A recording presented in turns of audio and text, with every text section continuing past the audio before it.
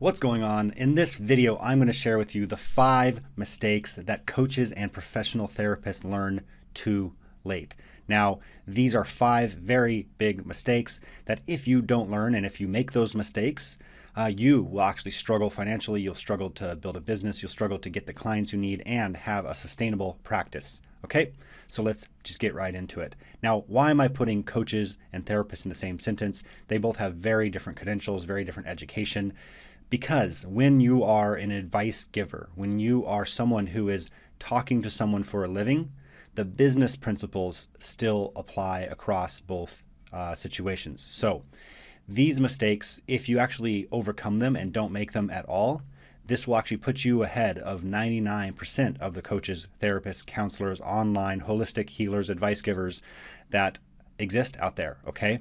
So let's just crack right into it. Number 1, this is huge. One of the biggest mistakes that people learn too late in business is living the so-called safe life. If you're living the safe life, which means not taking risk, not putting yourself out there, being afraid to actually show your face online, being afraid to express bold opinions or differing opinions than the mass consciousness or the sort of common wisdom out there.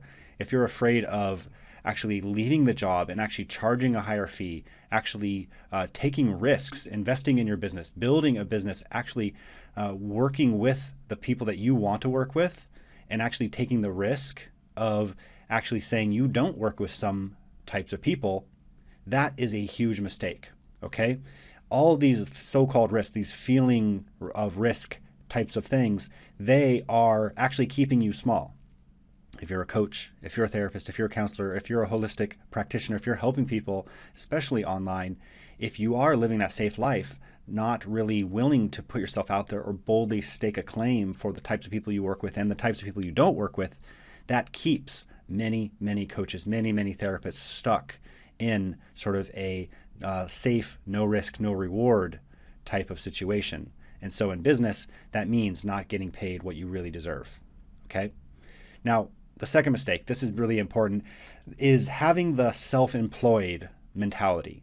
The self-employed mentality is when you show up into your own self-employed business, right? You may technically be self-employed, but if you show up with a self-employed mentality, what that means is an employee does what? An employee shows up and just puts in their time, puts in the work, and then goes home and doesn't really think about the business, doesn't really think about their work because they're an employee. Right? An employee does what? An employee looks for other people to tell them what to do.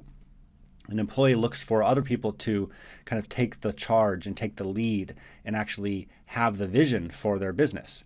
So if you have a self-employed mentality, that means you're not creating your own vision. You're not taking charge of your practice as a coach, as a therapist, as a counselor. You're not taking charge and saying, here's what I want to create, and then going out and creating it, finding the help you need, finding the path you need, finding the wisdom, the knowledge, the tools, the resources you need to achieve that goal. So I would challenge you, if you are in the self-employed mindset, snap out of it. Snap out of it right now and actually become a business owner in your own mind. Call yourself a business owner, call yourself, if you want to, CEO, and just think of yourself as the leader, the visionary for your business. Think about what it is that you're really trying to create, okay? Create a vision. And now number 3, this is such a common mistake. This is huge. This is probably the biggest mistake. And if you got this one and actually stopped in this mistake or avoided it, you would be, again, ahead of 99% of the coaches, therapists, counselors out there. And that is taking advice from the wrong people. Now, the wrong people are people who don't actually have the results that you want. If you're taking advice from someone who doesn't have the results you want, what happens? You may be having sort of minor results. You may have a little bit of success, but you're not going to have the massive success because the person giving you the advice doesn't actually have the results you want. Now, just as an example, in my personal experience, I used to do that. I followed advice from anyone who seemed smart, who seemed like they know what they're talking about, and it led me down the wrong path many times because there are some people with really strong opinions that say it very confidently and say, this is what you need to do. You need to build a website. You need to do this. You need to do that. You need to run ads to get clients.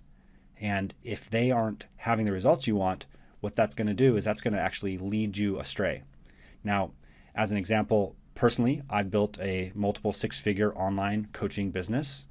I work as a hypnotherapist, I work as a business coach, and I'm very grateful to have that.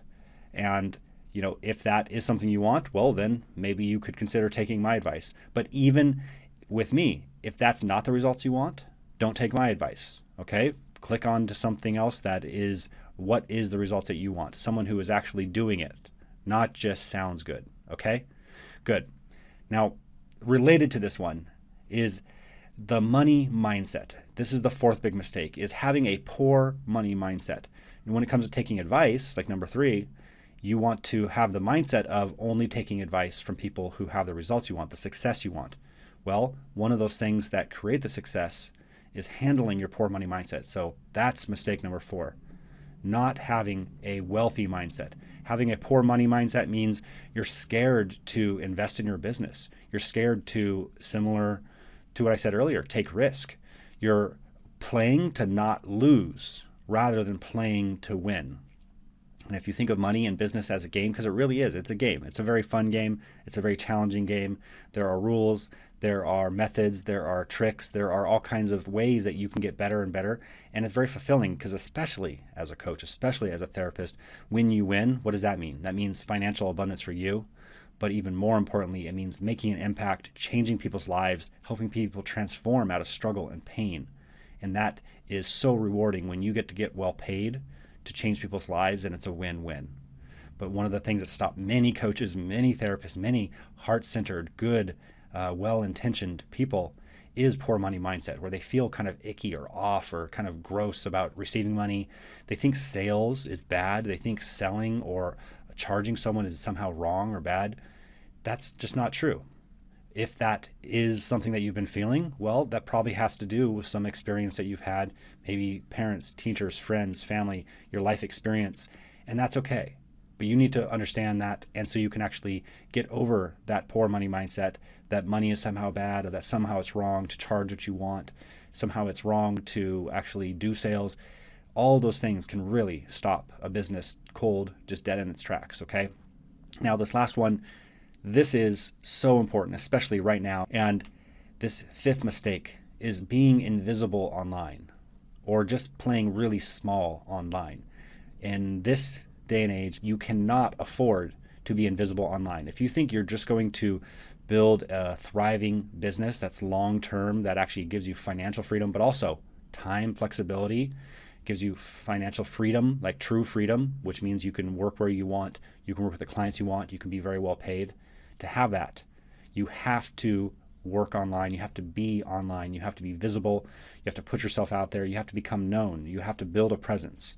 Because if you don't, it will actually break trust with people. People won't actually pay attention to you, they won't think you're serious, okay? And when you do though, when you do actually become very well known online, and you can use different channels. For example, I don't use YouTube that much. I am just building this platform, but I have a huge presence on Facebook and Instagram, and I'm very, very grateful for that. And because of that, I've built a very successful business by being very visible, okay? I'm not saying that to brag, but to just give you an example of what's possible, okay? So be visible online, put yourself out there, take the risk, and actually take this advice and use this. Actually go apply it, because you could just say this sounds interesting, but it really becomes impactful, affects your life for the better when you go use this. And I would love to hear if this is work for you, if this one of these tips, if one of these mistakes was your big mistake, which one? Comment below and tell me what one of these was yours. Which one was your big mistake that maybe you are making or you were making that you just haven't thought about? And when you actually start to fix that one, you could see things taking off, your business growing, getting the clients you want, the financial and impact that you want. Okay? So thanks for listening. Thanks for watching. And I will see you very soon. Bye.